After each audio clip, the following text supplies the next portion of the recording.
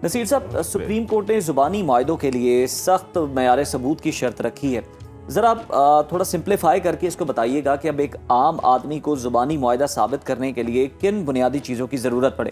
جی بسم اللہ الرحمن الرحیم، بہت شکریہ. دیکھیں جی، ہمارے دین کی بھی کمانڈ ہے کہ قرآن پاک میں ہے سورہ البقرہ میں کہ آپ جب بھی کوئی معاملات کریں، کوئی قرض لیں تو اس کی تحریر کر لیں اور گواہان مقرر کر لیں تاکہ ایک سند رہے، تاکہ اس کو ثابت کرنے میں آسانی ہو. اسی کمانڈ کو لیتے ہوئے قانون شہادت آرڈر ہے 1984، اس پہ آرٹیکل 17 جو ہے اس میں بھی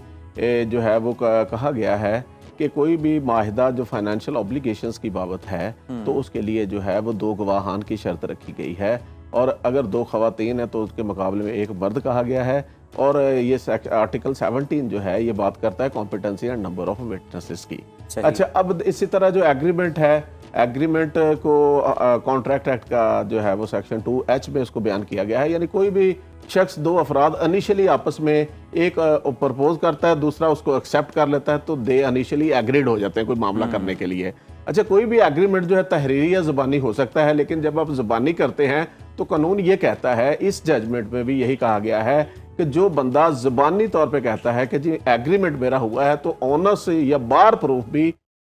اسی شخص پہ ہے کہ وہ ثابت کرے کہ اس کا ایگریمنٹ ہوا تھا. اچھا، اب کانٹریکٹ ایکٹ کا سیکشن 10 جو ہے وہ بتاتا ہے کہ کسی بھی ایک ویلڈ کانٹریکٹ کے لیے کیا جو ہے وہ شرطیں ہونی چاہیے. ایک پرپوزل ہونا چاہیے اور اس کی ایکسیپٹنس ہونی چاہیے، اور دونوں پرپوزل اور ایکسیپٹنس میں فری ول ہونی چاہیے، اور کنسیڈریشن اس میں ہونا چاہیے. کوئی بھی کانٹریکٹ کنسیڈریشن کے بغیر نہیں ہو سکتا. پھر انڈر والنٹرلی ہونا چاہیے. پھر اس کے بعد جو ہے وہ لافل آبجیکٹ کے لیے ہونا چاہیے. پارٹیز کی کمپیٹنسی ہونی چاہیے. تو اب دیکھیں، جب آپ اورلی ایک ایگریمنٹ کر لیتے ہیں، زبان پہ اعتبار کر لیتے ہیں، پھر آپ کو ثابت کرنے کے لیے وہ معیار جو ہے وہ کانٹریکٹ ایکٹ نے جو بتایا ہے سیکشن 10 میں کہ وہ اگر آپ ثابت نہیں کرتے تو یہ کیس جو ہے سپریم کورٹ آف پاکستان مگا، یہ بھی جسٹس لارڈشپ مسٹر جسٹس شاہد بلال حسن صاحب کی یہ ججمنٹ ہے، جس میں جو تھا یہ الیج کیا گیا کہ جی 1992 میں پارٹیز کے درمیان صلح ہوئی تھی جرگہ کے ذریعے، اور طے یہ ہوا تھا کہ جو ملزمان تھے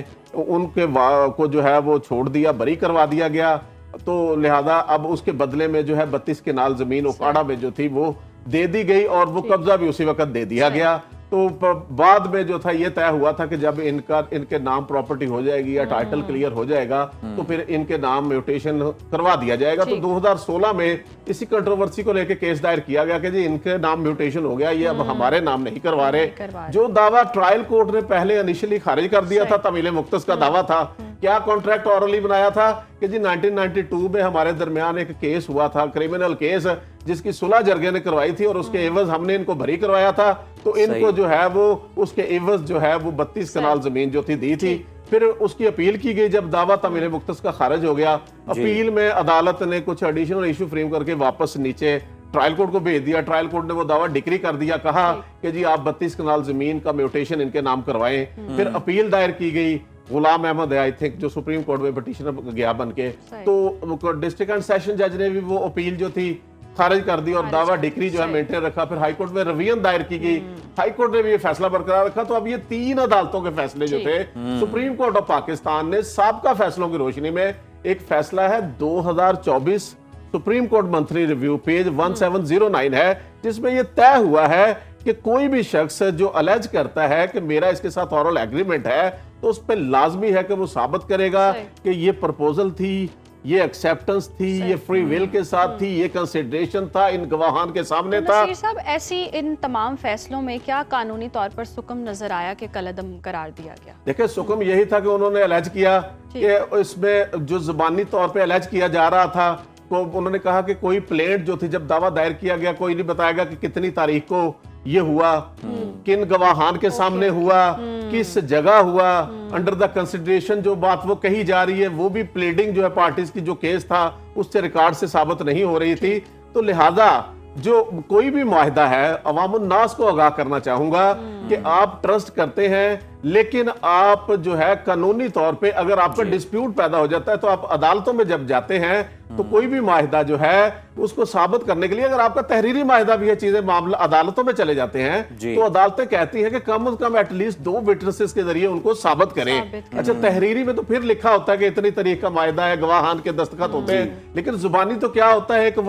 اسپوکنلی ہوتا ہے, ورڈز کے ذریعے ہوتا ہے, تحریر ہوتی نہیں, الیج کیا جاتا ہے. تو اب جو الیج کرتا ہے اس پہ لازم ہے کہ وہ بتائے کہ یہ تحریر ان لوگوں کے سامنے ہوئی تھی اور یہ تحریر اتنی تاریخ کو ہوئی تھی, اس اور جگہ اگر پہ ہوئی تھی. وہ جو زبانی معاہدہ گواہان ہی دنیا سے گزر جائیں تو پھر وہ کیا بنے گا اس معاملے کا؟ دیکھیں جی بس پھر اس معاملے کا تو اللہ ہی حافظ ہے. جب آپ زبانی ایگریمنٹ کرتے ہیں قانونی طور پہ آپ کو کانٹریکٹ ایکٹ میں یہ تو بتا دیا گیا کہ آپ کوئی بھی ایگریمنٹ زبانی تحریری کر سکتے ہیں, بٹ اس کو ثابت کرنے کے لیے پھر آپ کو اس کو ایک لافل انفورسیبل ایگریمنٹ بنانے کے لیے آپ کو یہ انگریڈینٹ ثابت کرنے پڑیں گے. نہیں پڑیں گے تو آپ اس کے کانسیکوینسز فیس کریں گے. اب دیکھیں نا, آپ ایک پراپرٹی ہم خریدتے ہیں, سیل ڈیڈ کرتے ہیں, اس کو رجسٹرڈ کرواتے ہیں, کوئی ہبہ نامہ لکھا جاتا ہے اس کو رجسٹرڈ کروایا جاتا ہے, یا کوئی بھی معاملہ ہوتا ہے تو آپ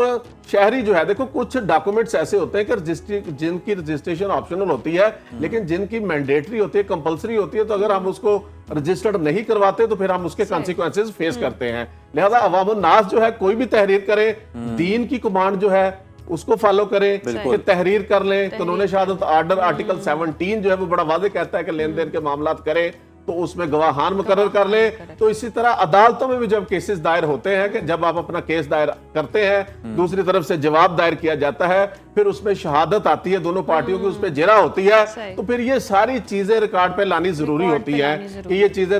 ہوئی تھی, ان گواہان کے سامنے ہوئی تھی, اس جگہ ہوئی تھی, اتنی تاریخ کو ہوئی تھی, فری ول سے ہوئی تھی. نصیر صاحب ویسے اب تو ویسے بھی ڈیجیٹل سارا دور ہے, اب تو کمپیوٹرائز ہر چیز ہو رہی ہے, سب کچھ اویلیبل ہے, اور یہ بھی ہم دیکھتے ہیں کہ بہت سارے, اس کو ذرا سمپلیفائی کر کے بتائے گا, بہت سارے لوگ ایسے ہیں کہ ہم جی بہت عرصے سے یہاں رہ رہے ہیں یا یہ چیز ہو رہی ہے, قبضہ ہمارا ہے, طویل عرصے کا قبضہ, عادی ملکیت. میں آپ کو آپ کے توسط سے آگاہ کرنا چاہوں گا. آپ کو پتہ ہے پچھلے مہینے یا 2 مہینے پہلے پنجاب گورنمنٹ نے ایک قانون بنایا جو کہ امویبل پراپرٹی کی پروٹیکشن کا آرڈیننس بنایا تھا, جو